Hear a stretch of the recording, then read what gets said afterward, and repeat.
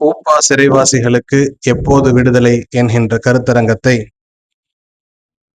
தலைமையேற்று நடத்தி கொண்டிருக்கக்கூடிய தமிழ் தேச மக்கள் முன்னணியினுடைய பொறுப்பாளர் மூத்த வழக்கறிஞர் தோழர் கென்னடி அவர்களே, இந்த நிகழ்வை ஒருங்கிணைந்து நடத்தி கொண்டிருக்கக்கூடிய காவல் சித்திரவதைக்கு எதிரான கூட்டு இயக்கம், தமிழ் தேச மக்கள் முன்னணி, குடிமக்கள் உரிமைகள் பொதுமன்றம் ஆகிய அமைப்புகளுடைய பொறுப்பாளர்களே, இந்த நிகழ்விற்கு அரங்கம் முழுக்க வருகை தந்திருக்கக்கூடிய நம் அனைவருக்கும் இந்த சட்டங்களுடைய விபரீதங்களை பற்றி எடுத்துரைப்பதற்காக தனது இக்கட்டான நேரங்களிலும் கூட இங்கே வருகை தந்திருக்கின்ற மூத்த வழக்கறிஞர், இந்திய கம்யூனிஸ்ட் கட்சியினுடைய அருமை தோழர் வழக்கறிஞர் பாப்பா மோகன் அவர்களே, இந்த நிகழ்விலே முன்னிலை வகித்துக் கொண்டிருக்கக்கூடிய உமர் ஹாலித் அவர்களோடு இணைந்து பணியாற்றிய புதுதில்லியை சார்ந்த சமூக செயற்பாட்டாளர் திருமிகு பனோ ஜோட்ஸ்னா லஹிரி அவர்களே, இந்த நிகழ்விலே முன்னிலை வகித்துக் கொண்டிருக்கக்கூடிய வெல்ஃபேர் பார்ட்டி ஆஃப் இந்தியாவினுடைய மாநில செயலாளர் அன்பு சகோதரர் பஷீர் அகமது அவர்களே, உயர் நீதிமன்றத்தினுடைய மதுரை கிளையினுடைய வழக்கறிஞர் தோழர் ஏ முருகன் அவர்களே, இந்த நிகழ்விலே முன்னிலை வகித்துக் கொண்டிருக்கக்கூடிய ஏகத்துவ முஸ்லிம் ஜமாத்தினுடைய மாநில பொறுப்பாளர் அன்பு சகோதரர் அல்தாஃபி அவர்களே, இந்திய யூனியன் முஸ்லிம் லீக்கினுடைய மாவட்ட தலைவர் அண்ணன் ஹபீபுர் ரஹ்மான் அவர்களே, என்னோடு இங்கே வருகை தந்திருக்கின்ற எஸ்டிபி கட்சியினுடைய மாவட்ட பொதுச் செயலாளர்கள் அபுபக்கர் சித்திக் அவர்களே, முபாரக் அவர்களே, நம் அனைவரின் மீதும் ஏக இறைவனின் சாந்தியும் சமாதானமும் என்றென்றும் நின்று நிலவட்டுமாக என்று பிரார்த்தித்து என்னுடைய கருத்துக்களை இங்கே கூறுவதற்கு நான் கடமைப்பட்டிருக்கின்றேன்.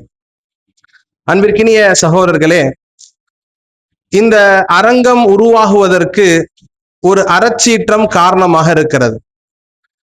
என்னை பொறுத்தவரை இங்கே நமது அன்பு தோழர் வழக்கறிஞர் கென்னடி சார் அவர்களை பேசவிட்டோம் என்று சொன்னால், அவர்களுடைய பேச்சு முழுக்க இந்த சமூகத்தின் மீதான கோபம் தீப்பொறியாக நம்மிடத்திலே வந்து சேரும் என்பதை நாம் எல்லோரும் அறிந்திருக்கிறோம்.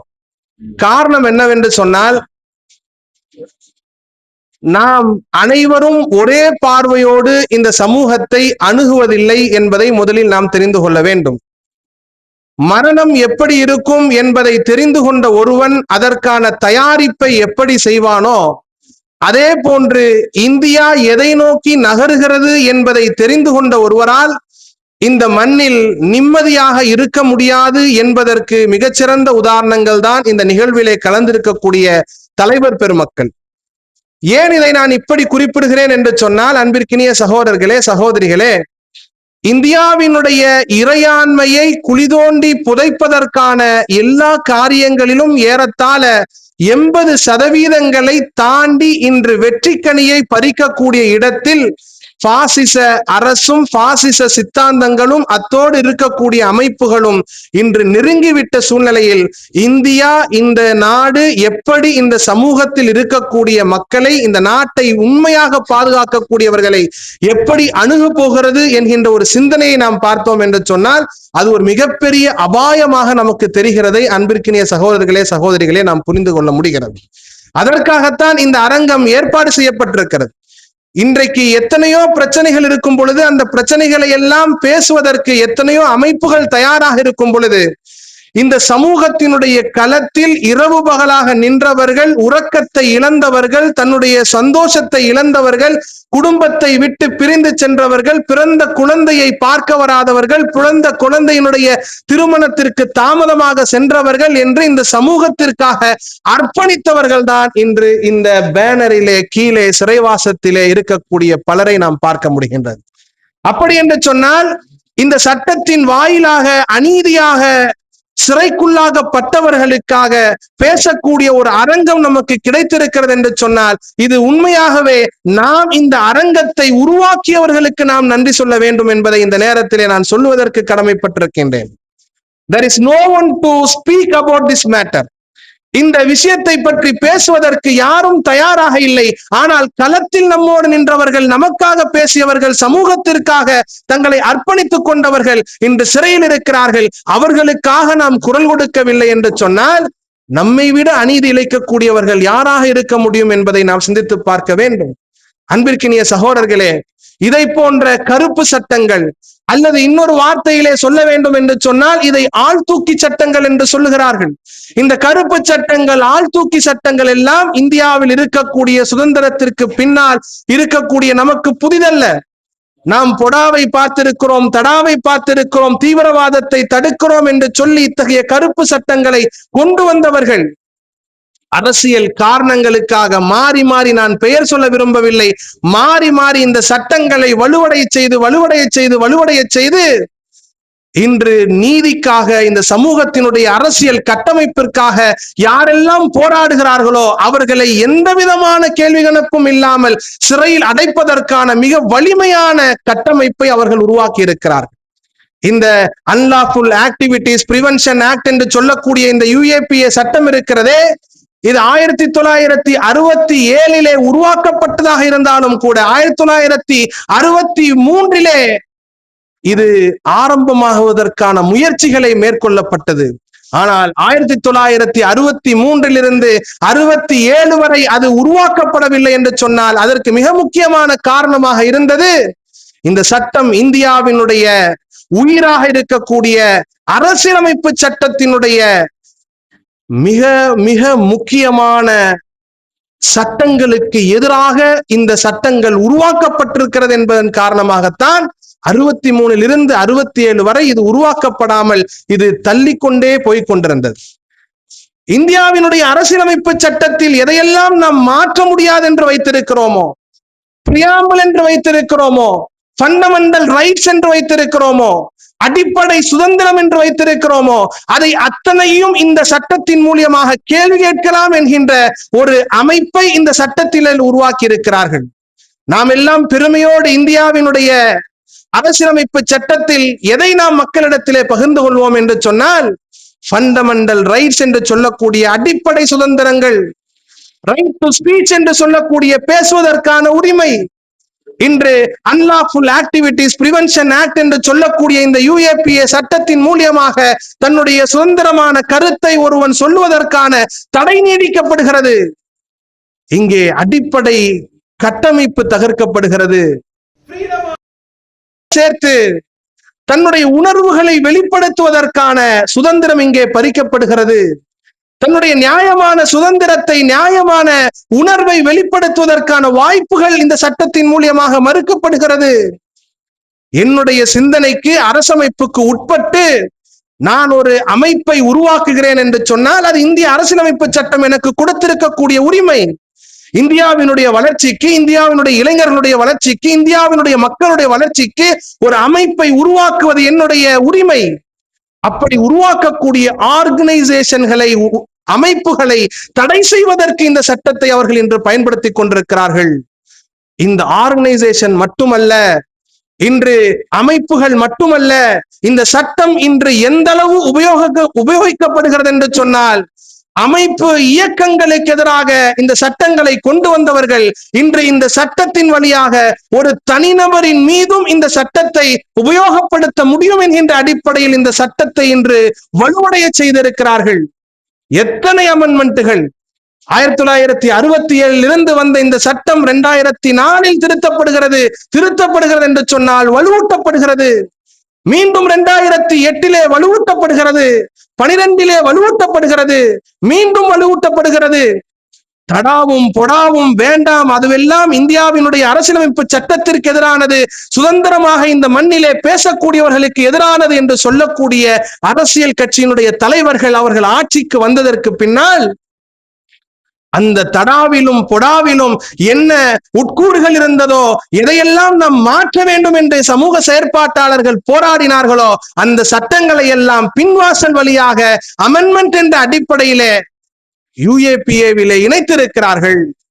அதற்கு தடாவே இருந்திருக்கலாம், பொடாவே இருந்திருக்கலாம் என்று சொல்லக்கூடிய அளவிலே UAPA இருக்கிறது என்று சொன்னால், அந்த தடாவையும் பொடாவையும் இந்த மண்ணிலிருந்து அகற்ற வேண்டும் என்று இவர்கள் சொல்லுவதற்கான காரணம் என்ன? இந்த அரசியல்வாதிகளுக்கு இந்த அரங்கத்தில் இருந்து நான் சொல்லுகிறேன், நாம் உருவாக்கிய ஒன்றும் நம்மை விட்டு வைக்கப் போவதில்லை என்பதை அவர்கள் முதலில் தெரிந்து கொள்ள வேண்டும். அதற்காகத்தான் இத்தகைய செயற்பாட்டாளர்கள் ஒன்று கூடி இத்தகைய நிகழ்வுகளை மக்களுக்காக எச்சரித்துக் கொண்டிருக்கக்கூடிய அரங்கமாக இதை நாம் மாற்றியிருக்கின்றோம். எப்படிப்பட்ட சட்டங்கள்? UAPA சட்டத்தின் அடிப்படையிலே பஷீர் பாபா என்று சொல்லக்கூடிய ஒரு காஷ்மீரை சார்ந்த இளைஞர் கைது செய்யப்படுகிறார். அவர் எங்க இருக்கக்கூடியவர்? காஷ்மீரில் இருக்கக்கூடியவர். தன்னுடைய கேன்சர் என்று நினைக்கிறேன், ஒரு மருத்துவத்திற்காக காஷ்மீரில் இருந்து குஜராத்திற்கு வருகிறார். அங்கே வந்த பஷீர் பாபாவை ஒரு தீவிரவாதி என்று சொல்லி UAPA சட்டத்தின் அடிப்படையிலே அவரை கைது செய்து ஏறத்தாழ 11 ஆண்டுகள் நீதிமன்றத்திலே வழக்கு நடக்கிறது. 11 ஆண்டுகள் கழித்து பஷீர் பாபா நிரபராதி என்று நீதிமன்றத்தால் விடுவிக்கப்படுகிறார். பஷீர் பாபாவினுடைய இளமையை யார் கொடுப்பது? அவருடைய குடும்பத்திற்கான ஆறுதலை யார் கொடுப்பது? இழந்த காலங்களை எப்படி மீட்டு கொண்டு வருவது? இதுவெல்லாம் இருக்கட்டும், அவருடைய கண்ணியத்தை யார் மீட்டு கொடுப்பது? அவன் மீது இருக்கக்கூடிய அந்த நல்லெண்ணத்தை யார் மீட்டு கொடுப்பது? அவன் மீது படிந்த கரையை யார் துடைப்பது? இப்படி எத்தனையோ இளைஞர்கள் அடிப்படையிலே, சந்தேகத்தின் அடிப்படையில் குற்றவாளிகளுக்கான வாய்ப்புகளை அதிகம் தருவதுதான் சட்டம். சந்தேகம் நிரூபிக்க முடியவில்லை, குற்றவாளியாக இருந்தாலும் கூட அவரை விடுதலை செய்வதுதான் சட்டம். இருந்தாலும் கூட UAPA எப்படி என்று சொன்னால், எனக்கு இவரை பிடிக்கவில்லை என்று சொன்னால், இந்த அமைப்பை பிடிக்கவில்லை என்று சொன்னால், இவர்கள் வேண்டாம் என்று சொன்னால் அவர்களை முடக்குவதற்காக கொண்டு வந்திருக்கக்கூடிய சட்டம். நான் கூட சொல்லுவேன், Unlawful Activities Prevention Act, Unlawful Laws Prevention Act என்ற ஒரு ஆக்டை நாம் கொண்டு வர வேண்டும். இப்படி அநீதியாக யாரெல்லாம் கைது செய்யப்படுகிறார்களோ, 10 ஆண்டுகள் 20 ஆண்டுகள் சிறையில் இருந்து அவர்கள் நிரபராதிகள் என்று விடுதலை செய்யப்படுகிறார்கள். இவர்கள் சிறையிலே கழித்ததற்கான காரணமாக இருந்தவர்களுக்கு இந்திய அரசியலமைப்பு சட்டத்தின் அடிப்படையிலே என்ன தண்டனை கொடுக்கப்பட்டிருக்கிறது? என்ன புரோவிஷன்கள் இருக்கிறது? அவர்களை நம்மால் ஒன்றும் செய்ய முடியவில்லை. தேர்தல் ஆணையத்தினுடைய கமிஷனராக இருக்கக்கூடியவருக்கு எப்படி உச்சநீதிமன்றத்தினுடைய நீதிபதியின் அளவு வானளாவிய அதிகாரங்கள் கொடுக்கப்பட்டிருக்கிறதோ, அப்படி இந்த சட்டம் தான் யாரை நாடுகிறாரோ, யாரை பிடிக்கவில்லையோ, யாரை வேண்டுமோ அவர்களை முடக்குவதற்கான மிக ஆழமாக இருக்கிறது. பர்டன் ஆஃப் ப்ரூஃப் என்று சொல்லி காட்டுவார்கள். பொதுவாக சட்டத்திலே தன்னுடைய அந்த குற்றத்தை யார் சுமத்துகிறாரோ அவர்தான் அதை நிரூபிக்க வேண்டும். ஆனால் அந்த பர்டன் ஆஃப் ப்ரூஃப் என்று சொல்லக்கூடிய அந்த நிகழ்வு யாருக்கு ஏற்படுகிறது என்று சொன்னால், யாரின் மீது சுமத்தப்பட்டிருக்கிறதோ அவர்தான் தான் குற்றவாளி இல்லை என்று நிரூபிக்க வேண்டும் என்று சொன்னால், இது எப்படி அரசியலமைப்பினுடைய அடிப்படை உரிமைகளுக்கு ஒத்துப்போகும் என்கின்ற கேள்வி எழுகிறதா இல்லையா? அன்பிற்கினிய சகோதரர்களே, சகோதரிகளே, இந்த அடிப்படையில் தான் இந்த UAPA-வை மத்திய அரசு இன்று பயன்படுத்தி கொண்டிருக்கிறது என்பதை நாம் பார்க்கின்றோம். இந்த அன்லாஃபுல் ஆக்டிவிட்டீஸ் பிரிவென்ஷன் ஆக்டின் மூலியமாக இவர்கள் இந்தியாவிலே எதை சாதிக்க நினைக்கிறார்கள் என்று சொன்னால், இவர்கள் நிகழ்வுகளை இந்தியாவிலே கட்டமைப்பதற்கு முயற்சித்துக் கொண்டிருக்கிறார்கள். ஒன்று, அவர்களுக்கு எதிராக பேசக்கூடியவர்கள் யாராக இருந்தாலும் அவர்கள் ஒன்று கொலை செய்யப்படுகிறார்கள், காணாமல் போகப்படுகிறார்கள், இன்னொன்று மரணிக்கிறார்கள். இப்படிப்பட்ட நிகழ்வை இந்தியாவிலே நாம் பார்க்கின்றோம். வழக்கறிஞர் தோழர் அண்ணன் இதை அரங்கங்களிலே கூட்டங்களை நடத்தி இருக்கின்றார்.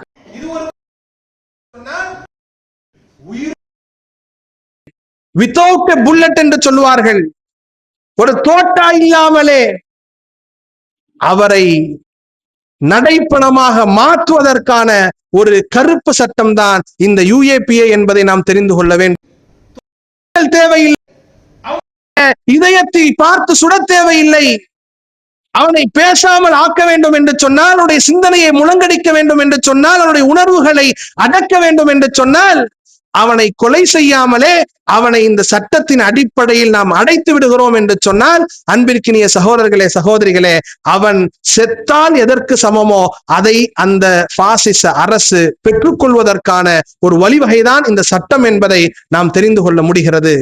ஆக இப்படி சமூக செயற்பாட்டாளர்கள் இந்த மண்ணிலே இந்தியாவினுடைய அரசியலமைப்பு சட்டத்தை பாதுகாப்பதற்கும், இந்தியாவினுடைய அரசியலமைப்பு சட்டத்தினுடைய ஃபண்டமெண்டல் ரைட்ஸ் என்று சொல்லக்கூடிய அந்த அடிப்படை உரிமைகளை பாதுகாப்பதற்கும் போராடக்கூடியவர்களுக்கு எந்த விதமான பாதுகாப்பும் இந்த மண்ணிலே இல்லை என்று சொன்னால், எந்த மூட நம்பிக்கைகளின் அடிப்படையிலே இந்தியாவை ஒரு மிகப்பெரிய மூட நம்பிக்கை நாடாக மாற்ற வேண்டும் என்று பாரதிய ஜனதாவும் RSS அதனுடைய சித்தாந்தங்களும் இந்த நாட்டை நினைக்கிறார்களோ, அதை நோக்கி நம்மை நகர்த்துவது அவர்களுக்கு மிகவும் எளிதான காரியம்.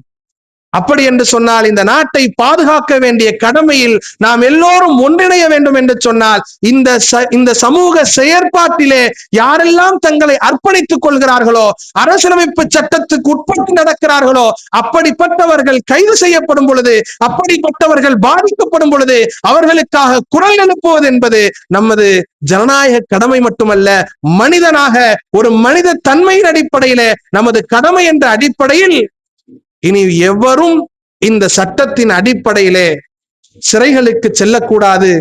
சமூகத்திற்காக போராடியவர்கள் என்ற ஒற்றை காரணத்திற்காக வஞ்சிக்கப்படக்கூடாது.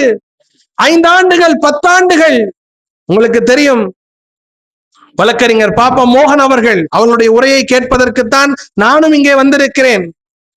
இந்த சட்டத்தினுடைய உட்கூறுகள் அனைத்தையும் சொல்வதற்காக இருக்கிறார்கள். மிகச்சிறந்த வழக்கறிஞர் நமக்கு கிடைத்திருக்கக்கூடிய இன்றைய காலத்தினுடைய ஒரு பொக்கிஷம்.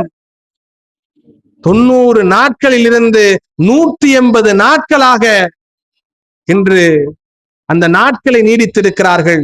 நீதிமன்றத்திலே 90 நாட்களிலே நீங்கள் எந்த குற்றப்பத்திரிகையும் தாக்கல் செய்யவில்லை என்று சொன்னால் நீங்கள் ஜாமீன் பெற்றுக்கொள்ளலாம் என்கின்ற அந்த நிலையை மாற்றி 180 மாற்றியிருக்கிறார்கள். ஒரே வரியில் சொல்ல வேண்டும் என்று சொன்னால், அவர்களாக விருப்பப்பட்டு விட்டால் விடலாம் என்கின்ற ஒரு சூழ்நிலையில் இவர்கள் கொண்டு வந்திருக்கிறார்கள். ஒரே ஒரு செய்தியை சொல்லி நான் முடிக்கிறேன்.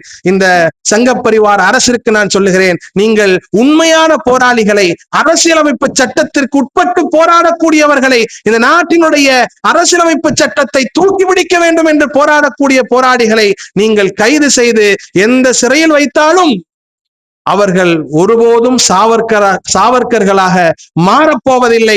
நிச்சயமாக அவர்கள் சமூக செயற்பாட்டாளர்களாகத்தான் இருப்பார்கள். அவர்கள் ஸ்டான் சுவாமிகளாக இருப்பார்கள். இந்த மண்ணிலே நீதிக்கான போராட்டத்தில் அவர்கள் உயிர் வேண்டுமானாலும் நீளலாமே தவிர, இதில் இருக்கக்கூடிய பல தலைவர்கள் இன்று உடலினுடைய உபாயத்தில் இருந்து கொண்டிருக்கிறார்கள்.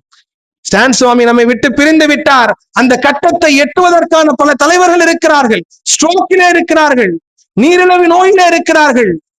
அப்படிப்பட்டவர்கள் தங்களுடைய உயிர்களை வேண்டுமானாலும் இந்த மண்ணிற்காகவும் இந்த நாட்டிற்காகவும் கொடுப்பார்களே தவிர, இந்த பாசிச அரசு எதை எதிர்பார்க்கிறதோ அதை ஒருபோதும் அவர்கள் கொடுக்க மாட்டார்கள் என்று சொல்லி, இத்தகைய அழகான ஒரு கூட்டத்தை ஏற்பாடு செய்த அனைத்து சகோதரர்களுக்கும் நான் சார்ந்திருக்கக்கூடிய social democratic party of India SDP கட்சியின் சார்பாக நன்றியை கூறி என்னுடைய வார்த்தையை நான் நிறைவு செய்கின்றேன். நன்றி.